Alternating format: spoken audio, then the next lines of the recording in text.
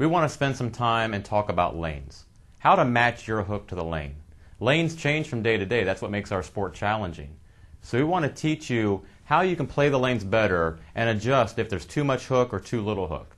So we're going to show some interesting diagrams and give some examples as to how you can play the lanes differently and score more effectively night after night.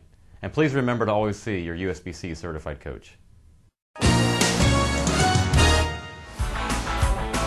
You know, Coach, we talk about that perfect delivery. By now, you should have a perfect delivery, the stance, the swing, the finish, the release, and the follow-through.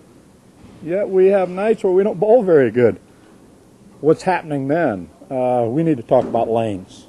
Well, one of the things you'll see when you go into your bowling center is an oiling machine going up and down the lane. The proprietors spent a lot of money on this machine, and it's great technology. It puts oil out onto the lane. But sometimes the oil may be a little different, or the weather can change. It can make the lane seem a little differently. So even when they do them exactly the same, they might not act that way. So some nights they may seem a little oilier. Some nights they might be just perfect, that medium zone for you. And other nights they might seem awfully dry. So, Jerry, what we've done as United States coaches, being here with our national champions, we like the red, white, and blue. So we've talked about the lane conditions. The extreme outside line, playing close to the first arrow when the lanes are oily, we call that the red area.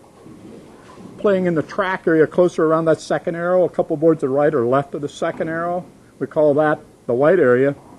And playing the extreme left, the big hook ball player area of the lane, call that the blue area, where you stand left, wheel it out to the right and hook it back to the pocket. So you can play the red, the white, or the blue.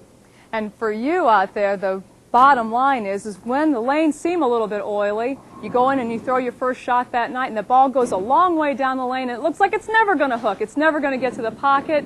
That's the clue to move to the right. Go to that red zone, play where the lanes are a little bit drier, play a little bit more direct at the pocket. So we move to the right because of no hook. And there's those nights where we walk in, we throw that first ball or two, and the ball's working that medium curve. Look out, I'm bowling good tonight.